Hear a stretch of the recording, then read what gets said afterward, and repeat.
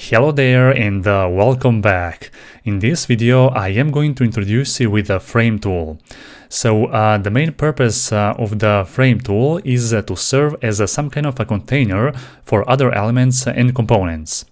But not just as a mere container, because with a frame you will be able to arrange all its children elements and components quite easily. And those who are already familiar with some other UI and UX softwares like Adobe XD, then you have already heard about the concept of artboards. So Frame is similar to those artboards, but unlike artboards, you can actually add nested frames inside a frame. This allows you to create more complex components and designs. You will see about that in the future lecture of this course as well. So the keyboard shortcut for selecting a frame is a letter F, and after you choose that tool, the first thing which you will see are different frame dimensions inside a design panel. So you can choose one of those existing frame templates, or you can create your own. Here, as you can see, we have many different categories to choose from, like phones. As you can see here, we have many different dimensions for iPhone and Android as well. We have a category for tablets, for desktops. As you can see here, we can create a template for a desktop, MacBook Pro, iMac. We have some presentations templates for the frame as well.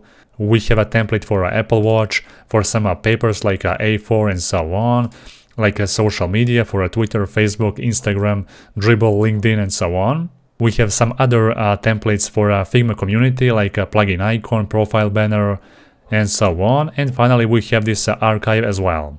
Now, you can create this frame by yourself just by dragging here the frame on the actual canvas. So now, for example, we can remove this frame. We can choose this frame tool again, or just press this F keyboard shortcut.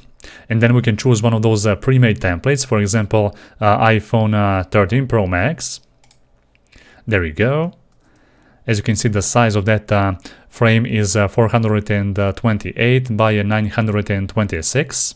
At the moment, as you can see, our actual frame is colored in white, but we cannot distinguish that with the background, so we can just select the background, and we can change the color of our background to some more grayer color, so that we can actually distinguish our white colored frames. There you go. So for example, this color. Okay, perfect. So each frame will have a unique icon within the layers panel, and that icon is similar to the hash tag, as you can see right here. That's the icon which represents a frame within the layers panel right here. We can of course rename this whole frame to say something different. Just double click on this name, and we can say, for example, iPhone frame. There you go.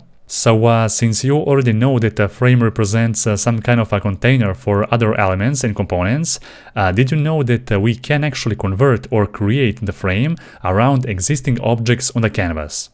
So for example, I'm going to just here create two different rectangles, or even a single rectangle. And we can of course use this move tool to select that element.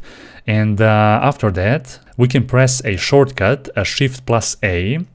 And then this rectangle will turn into a frame. So now I'm going to press this shortcut and watch closely what will happen inside this layers panel. As you can see, we have turned this rectangle, or wrapped this rectangle within the frame. And now you can see that this new frame will have a little bit different icon than this regular frame. And that is because when we have converted this rectangle into a frame, this auto layout has been turned on. So we can just remove this auto layout, and then this icon will change back to that same hashtag icon. Now I'm going to talk about this auto layout feature along with the layout grid in some of the separate videos in this course, because those two concepts require a whole separate video so that I can explain you how that all actually works. Now the next thing that I want to show you here is also a couple of different useful shortcuts that we can use in the canvas as well. So the Most common shortcuts for undo and redo are Ctrl Z and Ctrl Shift plus Z. So Ctrl Z, the shortcut, is for undo. So now if I press here Ctrl Z, then we are going to undo this action of converting this actual frame, and there we go. So now we have reverted that change, and we have basically undid that action of converting this rectangle into a frame. We can also use shortcut Ctrl Shift plus Z to redo, so just press that. As you can see, now we have redo that action of converting our rectangle into a frame. Also, one more useful shortcut of ungrouping multiple elements from a group or a frame is Ctrl Shift plus G. So now if we select this frame, as you can see, this frame actually contains one rectangle inside. So if we select this frame and press Ctrl Shift plus G, then we are going to ungroup that frame and leave only those children elements that were inside that actual frame. We're going to also talk about groups in the separate video of this course, so no worries there. Now the next thing which I want to explore here is the actual properties which we can see here whenever we select our frame. So as I already mentioned before, those concepts like auto layout and the layout grid will be covered in the separate video of this course, but for now let's start from the beginning and we can explore some other different properties of the simple frame. So as you can see, whenever we select this little drop-down icon, basically we will be able to convert this existing frame into some other frame. So at the moment we are using this template iPhone 13 Max or Pro Max, but we can easily convert that to some other different dimension just by selecting this template from here. So let's click, for example, iPhone 8, and as you can see, immediately after that we have changed this dimension of our frame quite easily. There we go. Now let's get back to our original frame dimension. Perfect. Here, next thing, let me just remove this rectangle. Whenever we select our frame, on the right side we have two different icons for a landscape and a portrait. So we can easily convert our actual frame into a landscape mode, there we go, or into a portrait, so it works quite easily. Next we have here one option which is named resize to fit. So for example, let's say that we have one element within our frame, for example a rectangle, right? Let's just center that right here, perfect. So now if I select this rectangle or this actual frame and press this resize to fit option, then our actual frame will resize to fit those elements that we have inside the frame. There we go. So now we have a little bit different dimension for our frame. I'm going to press now Ctrl Z to undo that action. Perfect.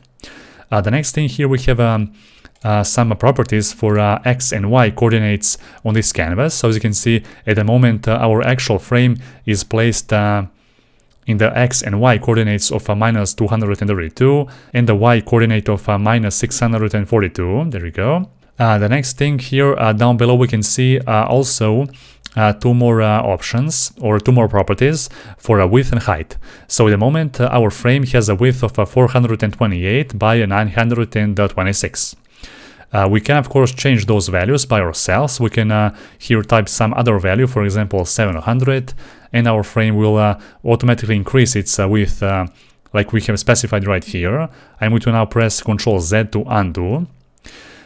So here what we can do, we can also use this little handle or a drag to actually click with our mouse and just drag that left or right to increase or decrease that size. As you can see, it works like that as well.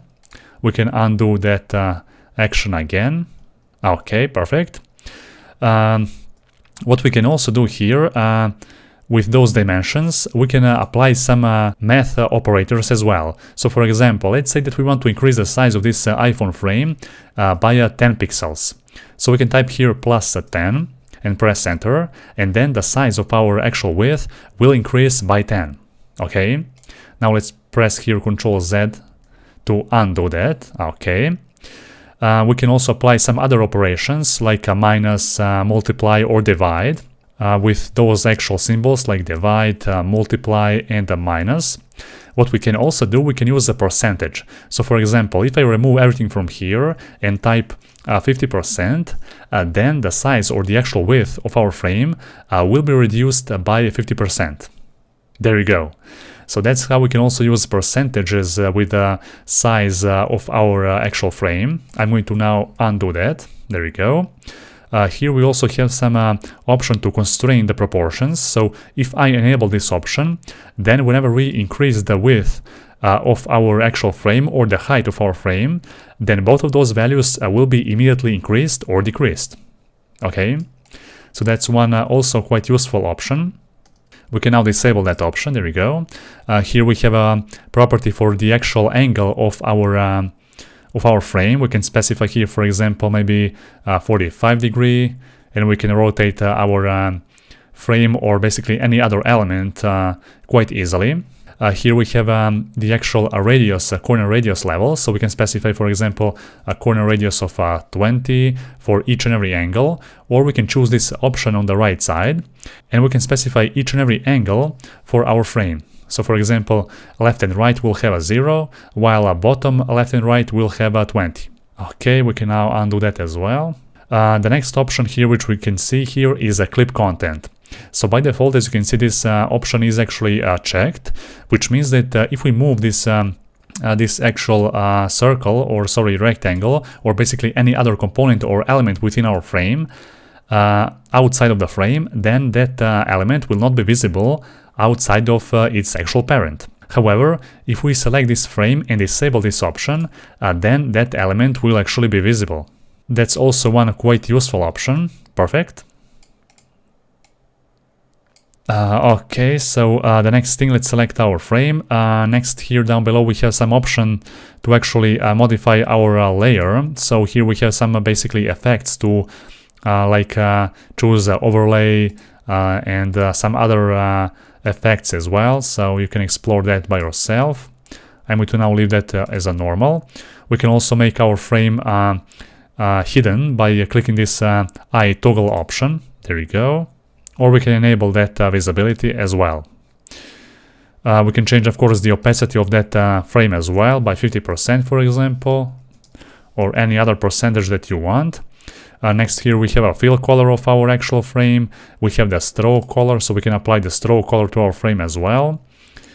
We can change the actual width of the stroke and other different options.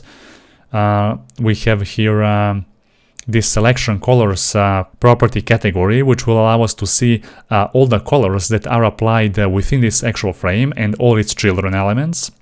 So for now, as you can see, we have two different colors, white for our frame and red for our actual rectangle. Then we have here effects category, which will allow us to basically apply some effect to our actual frame. As you can see here, we have 4 different effects, like the inner shadow, we have a drop shadow, we have a layer blur, and a background blur as well.